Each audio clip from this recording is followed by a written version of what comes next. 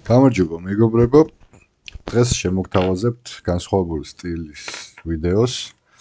ეს არის რეიტინგი და დღეს ვაკეთებ 17 სინთეტიკური ნარკოტიკის რეიტინგულ შეფასებას. და როგორც ხედავთ, მარცხენა მხარეს გვაქვს რამოდენიმე კატეგორია და ეს კატეგორიები არის შედგენილი კრიტერიუმების მიხედვით, როგორებიც არის ნარკოტიკის რისკიანობა, სიმძიმე, უკუჩვენებები, სიკვდილიანობა და ასე შემდეგ. და ქვევით გვაქვს 17 სხვადასხვა სინთეტიკური ნარკოტიკი. რა თქმა უნდა, ეს ცხრილი არ იქნება 100% ზუსტი, თუმცა ჩემს მიერ მოძიებული ინფორმაციებით და ChatGPT-ის დახმარებით, ასე თუ ისე განვსაზღვრე დონეები.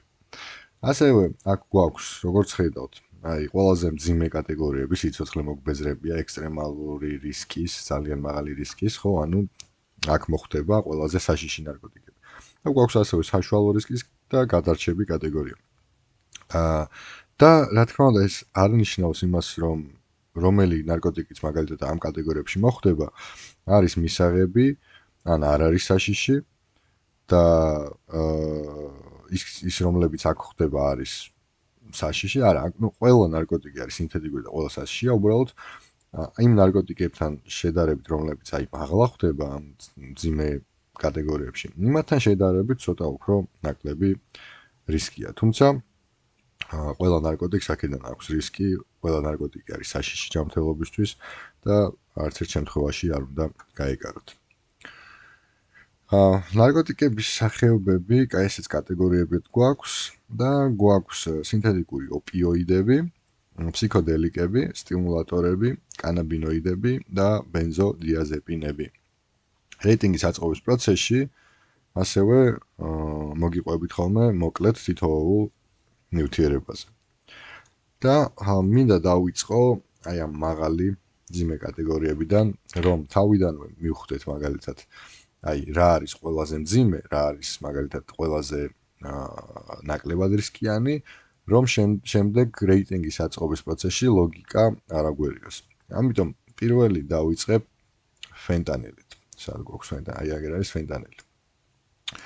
რომ მოვათავსებ აქ შუაში, მოკლედ მოგიყვებით ფენტანილზე. ფენტანილი არის სინთეტიკური ოპიოიდი, მორფინზე 100 ჯერ უფრო ძლიერი და დღესდღეობით ერთ-ერთი ყველაზე რისკია, ერთ-ერთი ყველაზე საშიში ნარკოტიკი, რომლის ოვერდოზისგანაც ძალიან ბევრი ადამიანი კვდება.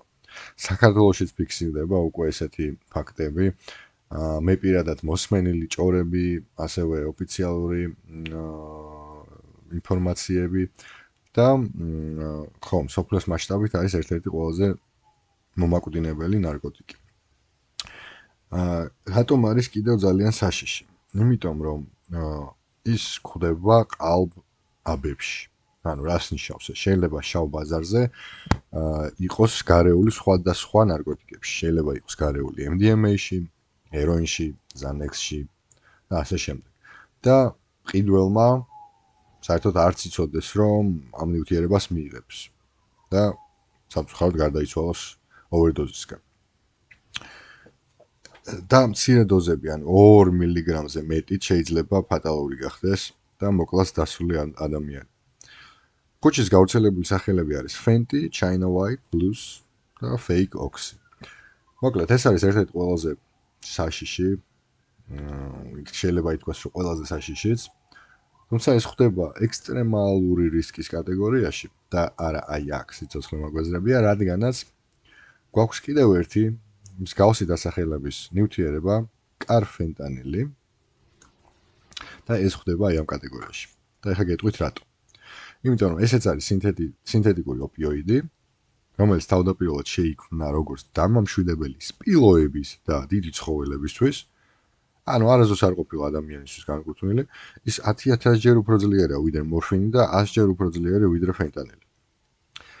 რატომ არის საშიში? უკიდურესად ძლიერია, მარილის ამ 1/100-ის მარცვალიც კი შეიძლება სასიკვდილო იყოს და ასევე ხშირად შეიძლება გარეული იყოს სხვადასხვა ნარკოტიკებში, MDMA-ში, ტაბლეტებში, კოკაინში, ჰეროინში, ვეიპებში. რაც მარიცის რა ხდება შავ ბაზარზე, როცა ამ ნივთიერებას იყენებენ. ძნელი ადამიანის შემოbrუნება, როცა overdose მოვა, ანუ საერთოდ ნარკანი იხმარება ხოლმე ასეთი ნარკოტიკების overdose-ის დროს, თუმცა აქ ძალიან რთულია, შეიძლება მრავალჯერადი დოზა იყოს საჭირო ადამიანის გამოცოცხლებისთვის და ეგეც არ არის ფაქტი, რომ უშველის. ასევე შეიძლება შეიწოვოს კანით ან შესუნთქვით, რაც ასევე საფრთხეს უქმნის სასწრაფო დახმარების მუშაკებსაც. დოზის გადაჭარბება იწყება 0.02 მილიგრამიდან, როგორც თქვი, 1/100 მარილის მარცვლის უკვე შეიძლება overdose იყოს და გამოიწვიოს რესპირატორული კოლაფსი, ცნობიერების აკარგვა და სიკვდილი რამოდენიმე წუთში, თუ იმ წამსვე არ მოხდა დახმარება. ქუჩაში გავრცელებული სახელი არის Drop Dead, Serial Killer, Grey Death, Elephant Dope. მოკლედ ეს ხდება აი აქ. სიცოცხლე მოგბეზრებიაში. შემდეგი მინდა განვიხილოთ ეტიზოლამი. და ეტიზოლამი სად გვაქაბა? აი აქ არის ეტიზოლამი. ეტიზოლამი ხდება აი აქ, ყველაზე დაბალ კატეგორიაში. რატო? ეტიზოლამი არის თიენოდიაზეპინი. ეს არის წამალი, ტაბლეტი. რომელიც ზოგიერთ ქვეყანაში ოფიციალურად, ლეგალურად ინიშნება შფოთვითი აშლილობებისთვის. თუმცა ეს არ ნიშნავს, რომ არ არის საშიში. როგორც გითხარით, ახლა ყველა კატეგორია და ყველა ნარკოტიკი არის სინთეთიკური, ამიტომ ყველა არის საშიში რაღაც დონეზე. და კონკრეტულად ეტიზოლამი არის საშიში, იმიტომ რომ აქვს მაღალი დამოკიდებულების პოტენციალი, ანუ მარტივად ხდება ადამიანი დამოკიდებული ამ ნივთიერებაზე. შეიძლება გამოიწვიოს მეხსიერების დაქვეითებები და შეიძლება ასევე იყოს ფატალური, თუ სხვა დეპრესანტებთან შერევა მოხდება, ანუ ალკოჰოლთან, ან ოპიოიდებთან და ასე შემდეგ. თვითონ ცალკეულად ფატალური ფაქტები არ არის დაფიქსირებული, ანუ ამიტომაც ხდება ყველაზე დაბალში, თუმცა როგორც გითხარით, აქვს თავისი უარყოფითი ეფექტები. სრობილ დადებით ეფექტებში შედის ძილის დარეგულირება, დამამშვიდებელი, ანუ როგორც და ნიშნავენ შფოთვითი აშლილობებისთვის. overdose შეიძლება მოხდეს 4-6 მილიგრამის სევით, განსაკუთრებით ალკოჰოლთან ან ოპიოიდებთან ერთად შერევის შემთხვევაში. და ქუჩის სახელები არის ეტიზელა, legal Xanax. შემდეგი განვიხილოთ 3-MMC. აი სად გვაქვს? აი ეს არის 3-MMC. და რა არის 3-MMC? 3-MMC არის კათინონების ჯგუფის სტიმულატორი, სინთეთიკური სტიმულატორი, ეიფორიული და ემპათოგენური ეფექტებით. არის მეფედრონის მსგავსი. ვისაც მეფედრონი გაგიგიათ, მიხვდებით რა ნივთიერება. კათინონის ჯგუფში არის, როგორც ხედავთ, და კათინონი, ვინც არიცით, არის მცენარე ერთგვარი, რომელიც მოიპოვება აფრიკაში და იქაური ეთნოსური ჯგუფები მას ღეჭავენ, ასე თქვათ, ასეთ კაიფის შეგრძნებისთვის. შემდეგ ამ მცენარეს უკვე სხვა ნივთიერებებში ურევენ, სინთეზურად ასინთეზირებენ და გამოდის ასეთი ხვნილი სახის სინთეთიკური ნარკოტიკი. რატომ არის საშიში? საშიში იმიტომ არის, რომ რედოზინგის მაღალი მიდრეკილება აქვს, ანუ ადამიანს მიმღებს ამ ნივთიერების უჩნდება ძლიერი მიდრეკილება გამეორებისკენ, დამატებისკენ, აქვს გადახურების რისკი, სეროტონინის სინდრომი შეიძლება გამოიწვიოს და გულის პრობლემები. რა არის სეროტონის სინდრომი? სეროტონინის ჩვენი სხეული ისედაც გამოყოფს, თუმცა გადაჭარბებული სეროტონინი იწვევს სიმპტომებს, რომლებიც შეიძლება მერყეუდეს სუბუქიდან, რაც არის კანკალი და დიარეა, მძიმემდე, კუნთების დაჭიმულობა, ცხელება და კრუნჩხვები. ხოლო მძიმე სეროტონინის სინდრომის შემთხვევაში შეიძლება გამოიწვიოს სიკვდილიც კი, თუ არ იმკურნალა ადამიანმა დავის დროზე. დოზის გადაჭარბების რისკი არის 200 მილიგრამზე ზევით პერორალური მიღების შემთხვევაში და შეიძლება გამოიწვიოს გულის არითმიები, კრუნჩხვები, სეროტონინის სინდრომი, როგორც გითხარით, გადატვირთვის რისკი და ფატალური შეიძლება იყოს. ქუჩაში გავრცელებული სახელები არის 3-M ან ღარიბი კაცის მეფედრონი. ასე ვთქვათ, პირადი ინფორმაციით, გაგებული ინფორმაციით ვიცი, რომ ეს ნივთიერება პოპულარული გახდა ევროპაში რამდენიმე წლის წინ. და არ ვიცი, ღარიბი კაცის მეფედრონს რატო ეძახიან, ალბათ უფრო იაფი არის ან იყო ვიდრე მეფედრონი. ეს მოხდება ჯერჯერობით აი აქ საშუალო საშუალო და მაღალს შორის. პროცესში შეიძლება კიდე შეიცვალოს ეს რეიტინგები იმის მიხედვით თუ რასად მოხდება. ანუ ამ ეტაპზე ვთვლი, რომ 3 MMC უნდა იყოს აი ამ კატეგორიაში. შემდეგი განვიხილოთ აქ სიაში მაქვს 2 N-bomb-ის სახეობის ფსიქოდელიკური ნარკოტიკები. N-bomb-C და N-bomb-L. რა არის ესენი? ესენი არის სინთეტიკური ფსიქოდელიკები, როგორც ითხარით. ისინი მიმსგავსებულია LSD-სთან. და მაგალითად N-bomb-L წესით უფრო ძლიერია ვიდრე N-bomb-C. რატომ არის საშიში? მოდი დავუწოთ N-bomb-L-ით. რატომ არის საშიში? იმიტომ რომ 1 მგ-ზე მეტი დოზაც უკვე შეიძლება ფატალური იყოს. მომხმარებლებს აღენიშნებათ მძიმე ვაზოკონსტრიქცია და კრუნჩხვები. და შიშველკანზე შეხებამაც კი შეიძლება გამოიწვიოს სიმპტომები. კუჩის გავრცელებული სახელები არის N-bomb, 25L ან fake LSD. მოდი ეს დავსვათ აქ მაღალი რისკის კატეგორიაში და ესეც ჯერჯერობით დავსვათ აქ მაღალი რისკის კატეგორიაში. ეხლა N-bomb-C, ხო? თითქმის ერთი და იგივე ნივთიერებებია, უბრალოდ რაღაც პატარ-პატარა განსხვავებებია. ესეც სინთეტიკური ფსიქოდელიკია, ადვილი აქაც დოზის გადაჭარბება და ცნობილ დადებით ეფექტებში შედის ნათელი ვიზუალები, შეცვლილი ცნობიერება და თანაგზნობა, ასე ვთქვათ. ხარა არის განსხვავება. N-bomb-L ხშირად აღწერილია როგორც ცივი, ანალიტიკური და უფრო საშიში. მეტი რისკი აქვს სისხლძარღვების შევიწროვებაში და N-bomb-C ითვლება ცოტა უფრო მეგობრულად Headspace-ის თვალსაზრისით, მაგრამ მაინც ისეთივე საშიშია, როდესაც საქმე overdose-ს ეხება. N-bomb-L-ის ხანგრძლივობა შეიძლება გრძელდებოს 6-დან 10 საათამდე, N-bomb-C-ის 4-დან 8 საათამდე. ფატალური დოზა N-bomb-L-ში შეიძლება იყოს 1 მგ-ზე მეტი. N-bomb-C-იც თითქმის იგივე ან ცოტა უფრო ნაკლები. არავითარ ცნობიერად არევა ხდება ხშირად LSD-ში, მომხმარებლებში და მყიდველებში. რატომ არის ორივეს არისკო? ისინი ხშირად, როგორც გითხარით, იყიდება LSD-ის სახით, ანუ ხდება არევა. Overdose შეიძლება მოხდეს სულ მცირე გადაჭარბების შემთხვევაში და არსებობს დოკუმენტირებული სიკვდილის ფაქტებიც. ამიტომ ეს ორივე ხდება მაღალი რისკის კატეგორიაში.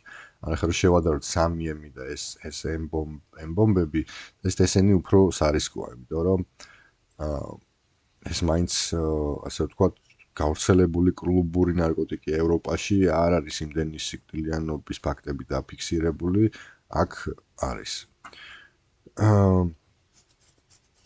შემდეგი, ანუ ეს რადგანაც ახლა არ ვიცი, ეს N-bomb-C წესით ცოტა უფრო ნაკლებად საშიშია და შეიძლება ეს N-bomb-L აქ დავსვათ ძალიან მაღალი რისკის და N-bomb-C მაღალი რისკის.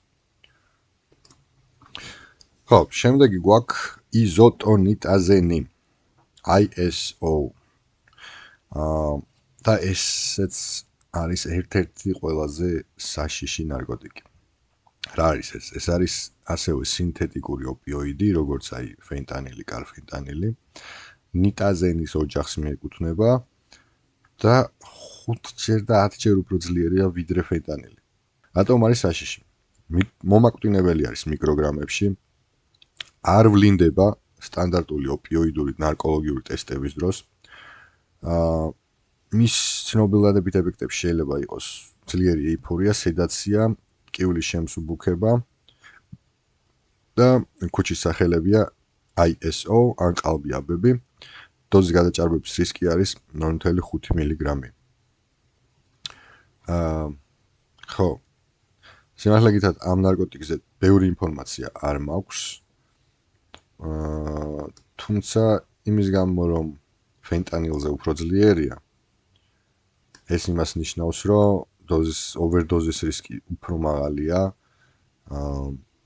პლუს როგორც გითხარით, ანუ არ ვლინდება სტანდარტული ნარკოლოგიური ტესტებით, ესე იგი ნიშნავს, რომ საერთოდ უცნობია რა არის და ანუ მომხმარებელი ამას რო იღებს, საერთოდ არც იცის რამდენი უნდა და როგორ უნდა და ასე შემდეგ. ანუ ფაქტიურად ჩემი აზრით ხო ექსტრემალური რისკის კატეგორიაში უნდა მოხვდეს. შემდეგი გვაქვს ქსილაზინი. რა არის აი ქსილაზინი ან ქსილაცინი, ზუსტად არ ვიცი. რა არის ეს? ეს არის ვეტერინარული ტრანკვილიზატორი.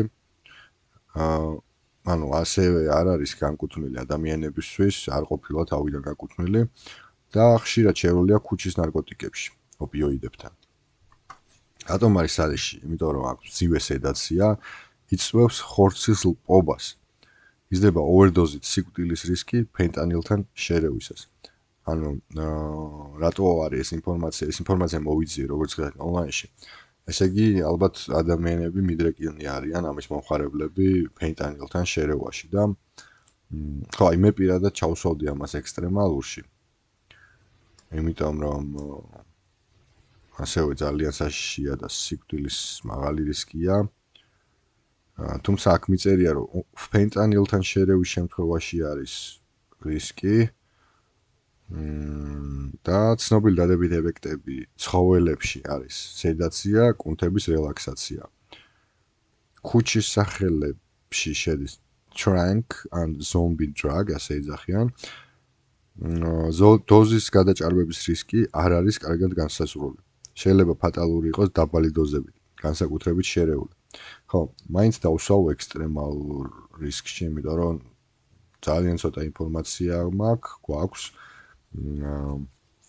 ადამიანისთვის არ არის ცხოველის ტრანკვილიზატორია და ეს ხორცის ლპობას რო იწევს, არ ვიცი გაქვთ თუ არა, ოდესმე ნანახი, აი კრაკადილი იყო ადრე ესეთი, ეხაც არის თუ არა, ნამდვილად არ ვიცი, ნარკოტიკი, რომლის ფოტოებიც რო ნახოთ, აი საშინელება ადამიანს კანი დამპალი აქვს და ხორცი აქვს დამპალი და არ ვიცი, შეიძლება დაახლოებით იგივე იწევს ეს ნარკოტიკი, ამიტომ დავაყენებ ამ კატეგორიაში. შემდეგი გვაქვს AB Fubinaca. რა არის ეს? სად გვაქვს აბა Fubi, აი Fubi. რა არის Fubi? ეს არის Pfizer-ის მიერ შემუშავებული სინთეზური კანაბინოიდი. ან Pfizer-ი ალბათ გსმენიათ, წამლების შემუშავებელი კორპორაცია, რომელმაც აი კორონას დროს შეიმუშავა ვაქცინა, ხო? ამავე კორპორაციამ შეიმუშავა ეს ნივთიერება, სინთეზური კანაბინოიდი.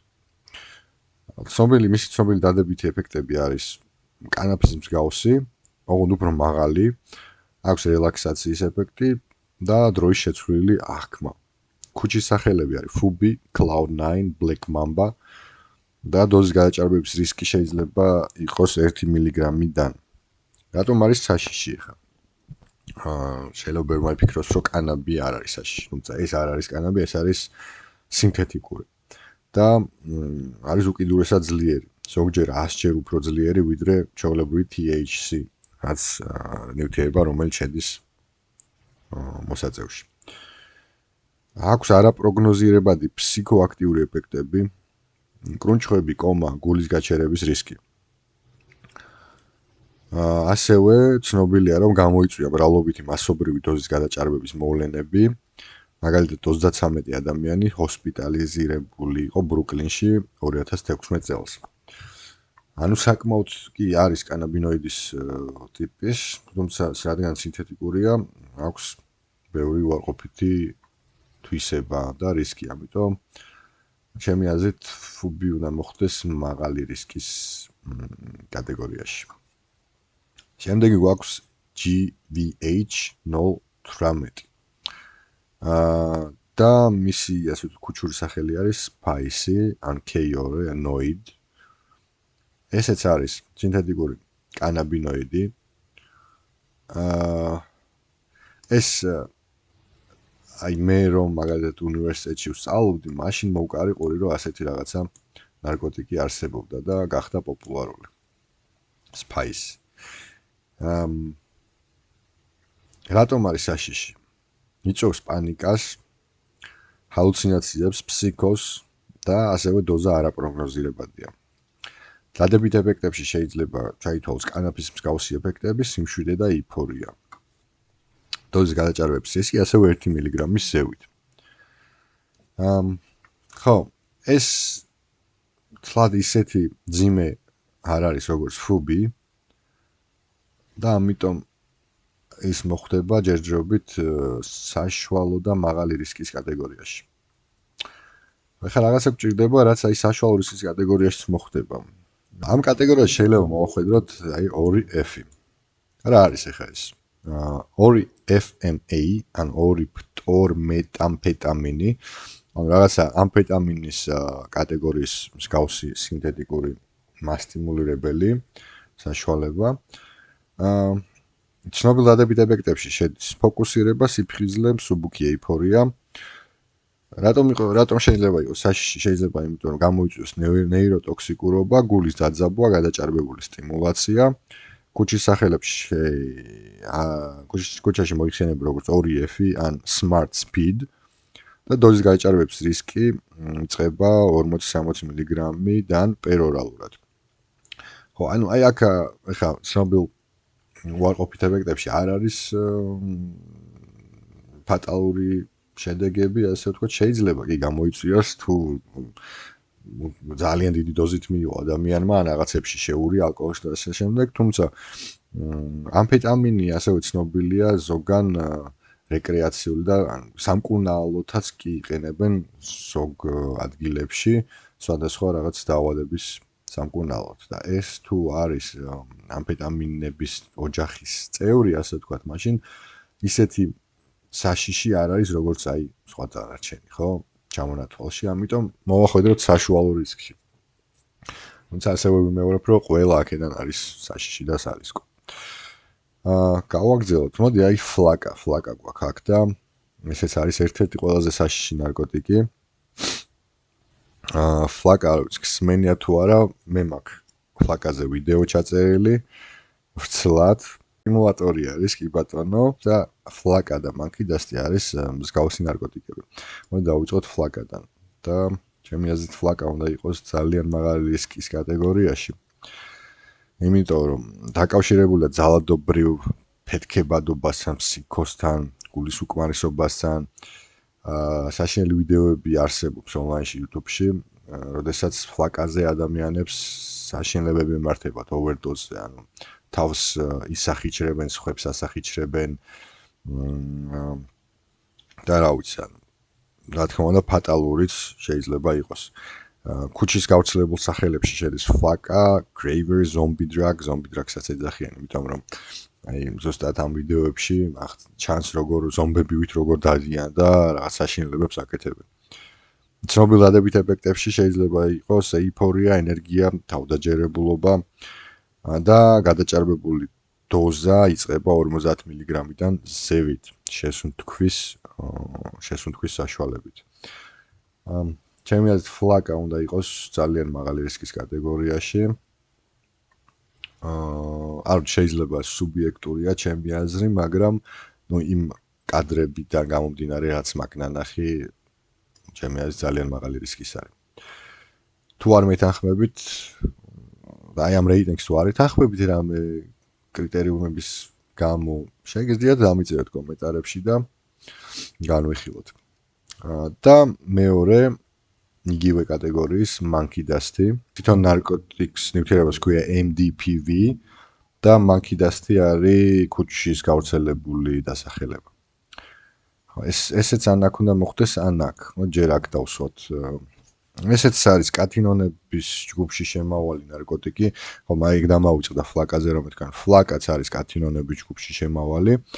და ეს ორივე არის სინთეტიკური სტიმულატორები. აი ეს monkey dust-ი იყიდებოდა ადრე როგორც აბაზანის მარილები. რატომ არის საშიში? იწვევს ბოდვებს, ფსიქოს, ძალადობრივ ქცევებს, გულის დაძაბვას. ცნობილ დადებით ეფექტებში შედის ეიფორია, სიფხიზლე, სტიმულაცია. ქუჩის სახელები გავრცელებული են monkey dust-ი ან super coke და დოზის გადაჭარბების რისკები იწყება 15-20 მგ-დან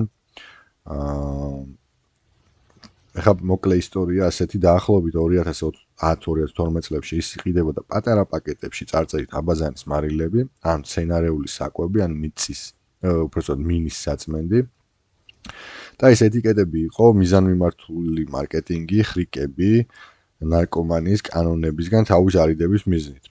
ხშირად მოიცავდა გაფრთხილებებს ამ ეტიკეტებზე, როგორც არის არა ადამიანის მოხმარებისთვის, რეგულაციების გვერდის და ამას აკეთებენ რეგულაციების გვერდის ავლისთვის. თავდაპირველად MDPV არ იყო ცნობილი, რამაც გაადვილა ლეგალურად გაყიდვა. ხოლო შემდეგ ფსიქოზის ძალადობისა და სიკვდილის შესახებ ცნობების გაზის შემდეგ ქვეყნების უმეტესობამ ეს ნივთიერება აკრძალა.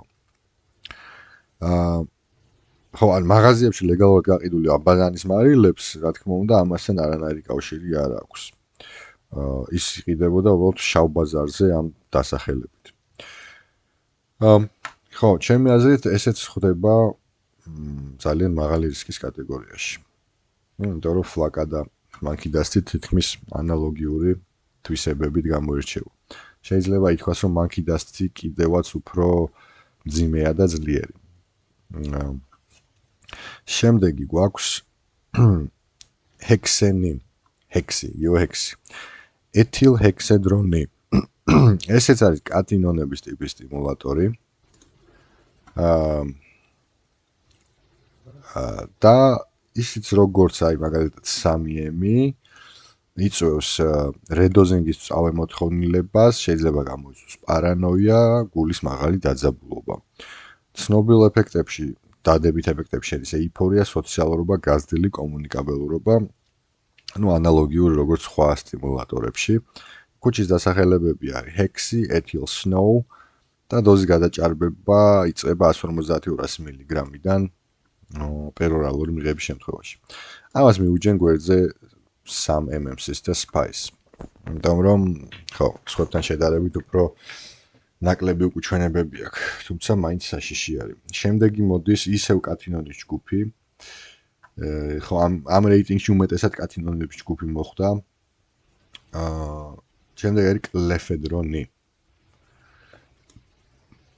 კლეფედრონიც არის ასევე კატინონების ჯგუფში შემავალი სინთეტიკური სტიმულატორი. ასევე შეიძლება იყოს ნეიროტოქსიკური. ის უფრო ცუდად გამოკვლეულია ვიდრე მაგალითად აი დანარჩენების 3M, მეფედრონი, ჰექსი.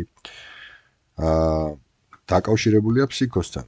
ცნობილ დადებით ეფექტებში ასევე შედის სუბუქის სტიმულაცია, განწყობის ამაღლება და ასე შემდეგ. ქუჩის სახელებში შედის კლეფე ან 4CMC. დოზის გადაჭარბების რიცხვი იწყება 200 მგ-დან. მოდი ამას კლეფედრონს დავსვა უფრო მაღალი რისკის კატეგორიაში.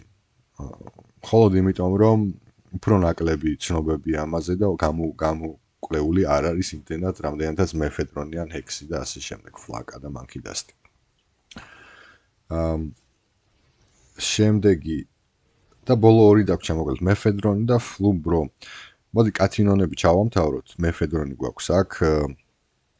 ესეც არის პოპულარული ემპათოგენი და კატინონების ჯგუფში შემავალი სინთეტიკური სტიმულატორი. საქართველოში ბოლო პერიოდში ძალიან პოპულარული გახდა ცნობებიდან გამომდინარე.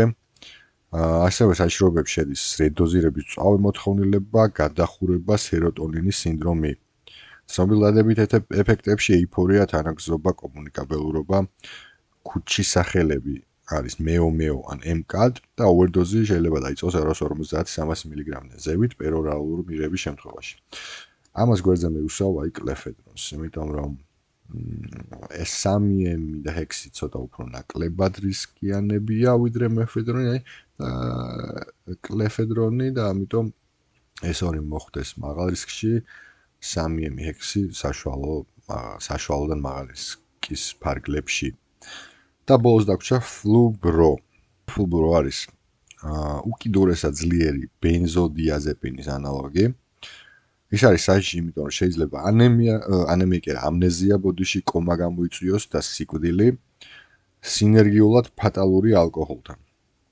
ცნობილ დადებით ეფექტებში შედის სედაცია, შფოთვის შემსუბუქება, კუნთების რელაქსაცია. ქუჩაში გავრცელებული სახელები არის ფლუბრო, ზომბი, ბენზო და დოზის გადაჭარბების რისკი იწყება 1 მგ-დან ზევით. განსაკუთრებით თუ შერეულია დეპრესანტებთან, როგორც არის Xanax-ი, Valium-ი, ალკოჰოლი, ოპიოიდი და ასე შემდეგ. ეს მიდის